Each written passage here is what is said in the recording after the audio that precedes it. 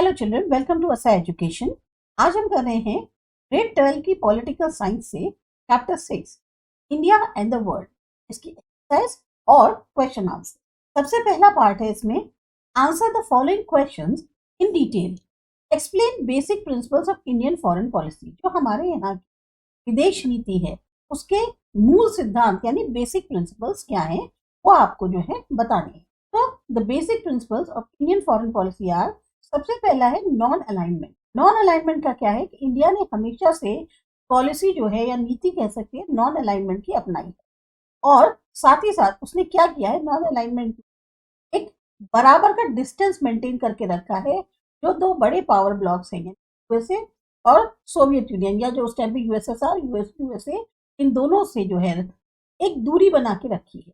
तो इसलिए non alignment जो है ये उसकी पॉलिसी को फॉलो करती है। पंचशील, जो 5 प्रिंसिपल्स हैं पीसफुल को एग्जिस्टेंस के, उनको हम बोलते हैं पंचशील। ये इंडिया को एक तरह से गाइड करते हैं कि इंडिया के जो रिलेशन है वो दूसरी कंट्रीज के साथ कैसे होने चाहिए।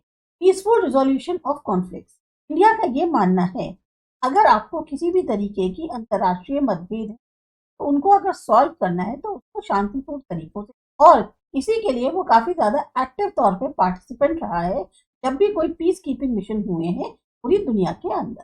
फिर है इनके promoting regional and global corporation. India जो है हमेशा प्रमोट करता है क्षेत्रीय तौर पे और ग्लोबल तौर पे एक कोऑपरेशन, एक सहयोग रीजनल ऑर्गेनाइजेशंस के थ्रू, जैसे कि सार्क हो गया या ब्रिक्स हो गया।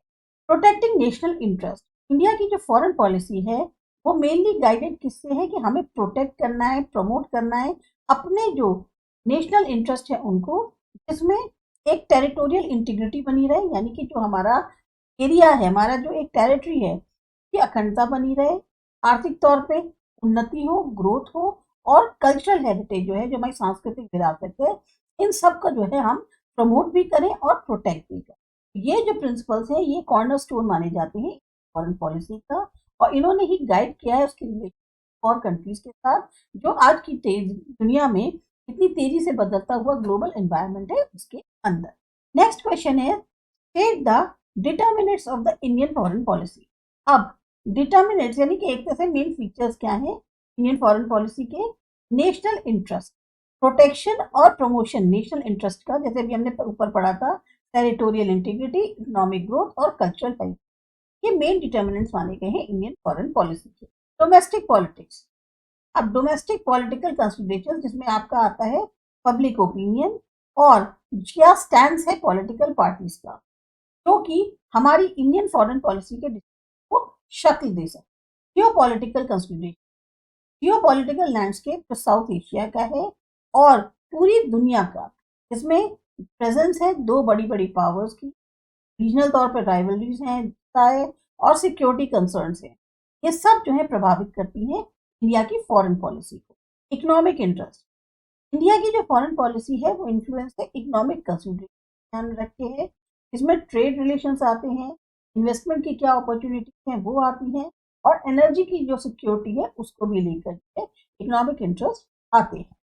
इंटरनेशनल ऑर्गेनाइजेशन, इंडिया का पार्टिसिपेशन इंटरनेशनल ऑर्गेनाइजेशन में जैसे यूएन, सार्क, ब्रिक्स, ये भी उसकी foreign policy decision. Historical relation, India के जो हिस्टोरिकल रिलेशन रहे हैं और कंट्रीज के साथ, जिसमें कॉलोनियल टाइज शामिल है, कल्चरल कनेक्शन शामिल है, ये सभी फॉरेन पॉलिसी जो है वो शेप करने में मदद करती है। जैसे एक इसके कारण जो है इंडियन फॉरेन पॉलिसी जो है इस तरह की बनाई गई। ये जो डिटर्मिनेंट्स हैं ये बेसिकली इंट्रैक्ट करते हैं, इवॉल्व होते हैं समय समय, और इंडिया की जो फॉरेन पॉलिसी है वो लगातार एडजस्ट कर रही है जैसे बदलते हुए हालात हैं, ताकि अपने जो नेशनल इंटरेस्ट है उनको प्रोटेक्ट कर सके और प्रमोट कर सके।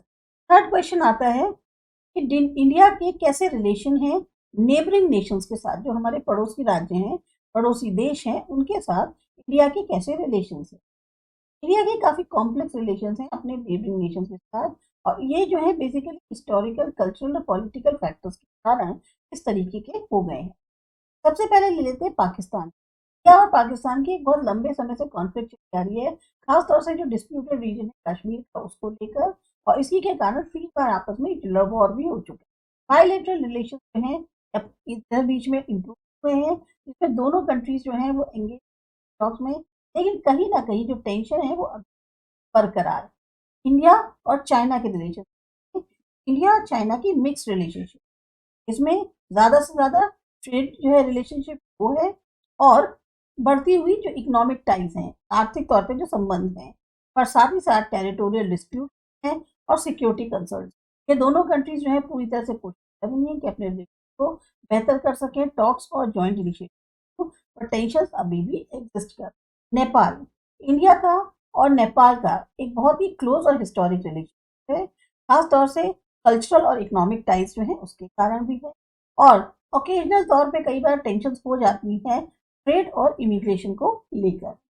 बांग्लादेश, इनकी रिलेशनशिप बेहतर हुई है कुछ सालों में ट्रेड और कल्चरल एक्सचेंजेस के कारण, और ये जो है वर्क कर रहे हैं साथ में ताकि जो एक बॉर्डर और वाटर शेयरिंग इश्यूज है जो बहुत लंबे समय से आ रहे हैं, उनके ऊपर जो कॉन्फ्लिक्ट है उसको सॉल्व किया जाए। श्रीलंका, इंडिया और श्रीलंका की भी काफी क्लोज रिलेशनशिप है, शेयर करते हैं कल्चरल रिलीजियस टाइज, पर टेंशन हैं पास्ट श्रीलंका का जो ट्रीटमेंट रहा उसकी तमिल माइनॉरिटी को लेकर, और इंडिया का इन्वॉल्वमेंट रहा उनके आइलैंड के इंटरनल अफेयर, इस तरीके से उनके बीच में कहीं ना कहीं और टेंशन।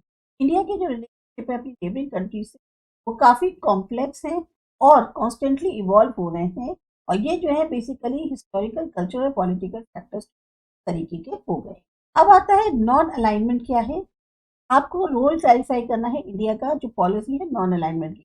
अभी नॉन अलाइनमेंट के बारे में हमने पढ़ा था ऊपर, फॉरेन पॉलिसी जो हमारी को लेकर। तो नॉन अलाइनमेंट जो है एक ऐसी फॉरेन पॉलिसी है, इसका मेन पर्पस है वो मेंटेन करके रखे इक्वल डिस्टेंस जो मेजर पावर ब्लॉक्स हैं उनसे, और किसी से भी जो है वो अपने आप को संबंधित ना करे।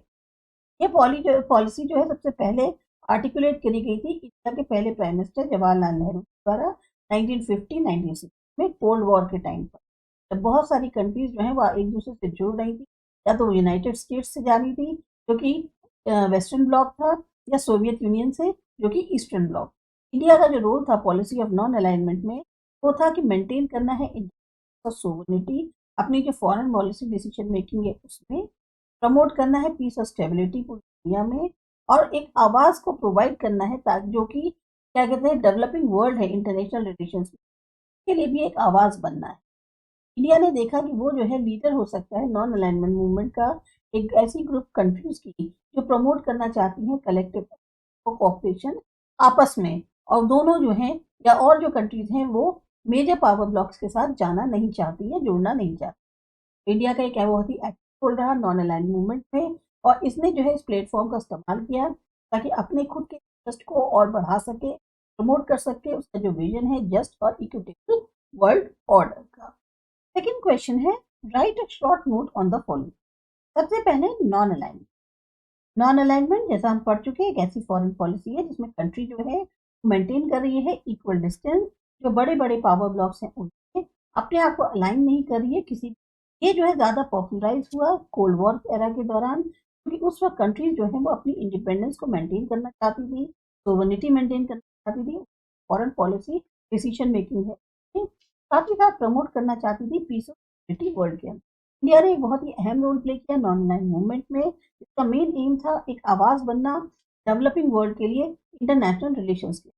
जो प्रिंसिपल है नॉन अलाइनमेंट कंट्री वो जो है कंटिन्यू कर रहा है अभी भी, ताकि शेप कर सके जो फॉरेन पॉलिसी है कई सारी कंट्रीज की, उसको जो है आज भी शेप करने के लिए प्रिंसिपल जो नॉन अलाइनमेंट का है वो इंडिया पाकिस्तान रिलेशन।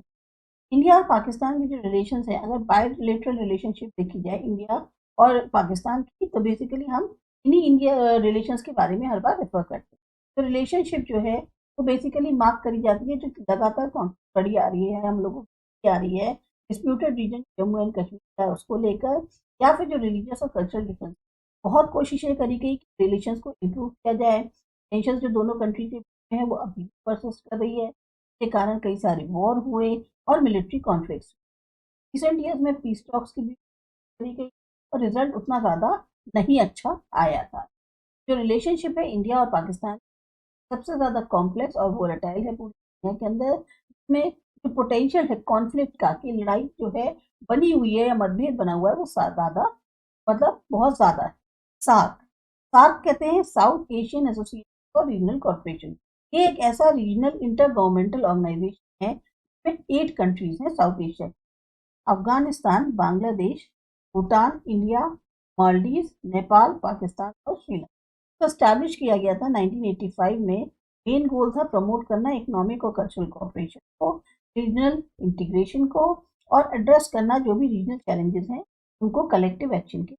ऑर्गेनाइजेशन जो है उसने तब से फोकस किया है रीजनल कोऑपरेशन उन एरियाज में, खासतौर से जो है related trade, transportation, communication, environment और डिजास्टर में। इसकी जो प्रोग्रेस है वो बहुत सीमित है पॉलिटिकल और सिक्योरिटी इशू के कारण, साथ ही साथ जो ऑनगोइंग कॉन्फ्लिक्ट चल रही है मेंबर्स इंडिया और पाकिस्तान।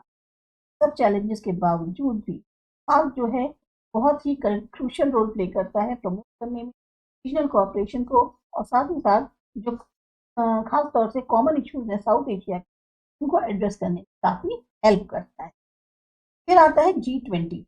G20 यानी ग्रुप ऑफ 20। ये एक इंटरनेशनल फोरम है जो कि साथ लाता है वर्ल्ड की जो बड़ी बड़ी इकोनॉमीज हैं उनको, ताकि डिस्कस किया जा सके, एड्रेस किया जा सके जो भी ग्लोबल तौर पे इकोनॉमिक, फाइनेंशियल और डेवलपमेंटल की। तो स्टैब्लिश किया गया था 1999 में। मेन एम था प्रमोट करना इंटरनेशनल फाइनेंशियल को, और साथ ही साथ इकोनॉमिक ग्रोथ को बढ़ावा देना।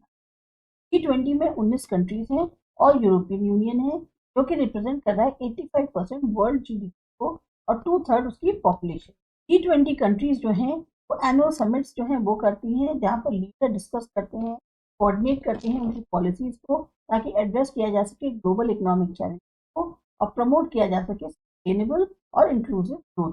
ये एक प्लेटफॉर्म प्रोवाइड करते हैं नेशनल कोऑपरेशन और कोऑर्डिनेशन, जैसे जो ट्रेड, इन्वेस्टमेंट का, फाइनेंशियल, रेगुलेशन।